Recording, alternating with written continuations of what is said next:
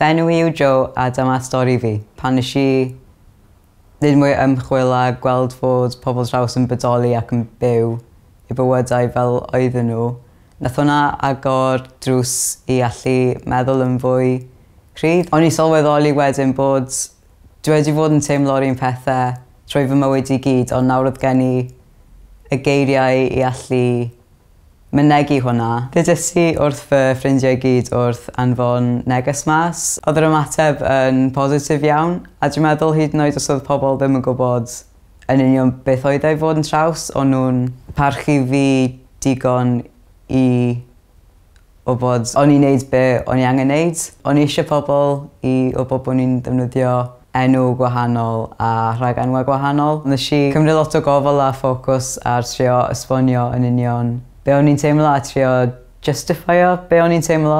Falle bys y pobl wedi clywed am beth oedd ei fod yn traws, ond o'na lot o ystrydebau gwael gan cyfryngau. Mae pobl traws wastad yn kind of joke mewn comedies a pethau fel yna. Ges I sylwadau negyddol, ond o'n I ddim yn cymryd nhw'n rhy bersonol. Rhwng fi, fy mam a pennaeth blwyddyn, ysgrifennon ni e-bost I anfon allan i'r staff yn esbonio beth oedd y sefyllfa a bod fi wedi newid enw ar y cofrestr hefyd. Oedd hwnna'n help mawr. Nid sioc oedd I fy nheulu, sa'n meddwl.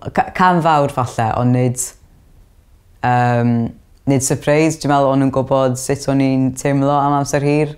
Ond na sylfaen o ddealltwriaeth yna'n barod. A wedyn do'n I ddim yn teimlo fel oedd rhaid I fi dechrau unrhyw esbonio o scratch, ac oedd e'n teimlo lot yn haws I just fod yn onest efo be o'n I eisiau gwneud a sut o'n i'n teimlo.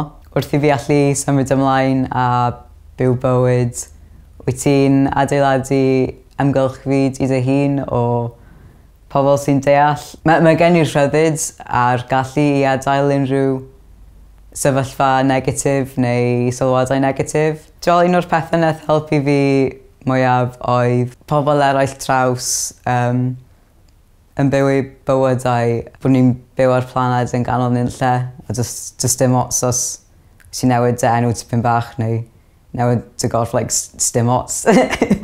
Gyda'r cyfle I fod yn fi fy hun a dechrau ar llwybr o driniaeth. Mae'n broses hir, ond dwi'n meddwl mae'n agor drysau. Ys I mwynhau coleg a rili mwynhau prifysgol. Nawr, lle dwi eisiau fod. Teimlad lot yn wahanol I pryd nes I ddod mas neu cyn I fi ddod mas o'r blaen. O'n I wastad yn meddwl am y dyfodol, cos dyna lle o'n I eisiau fod.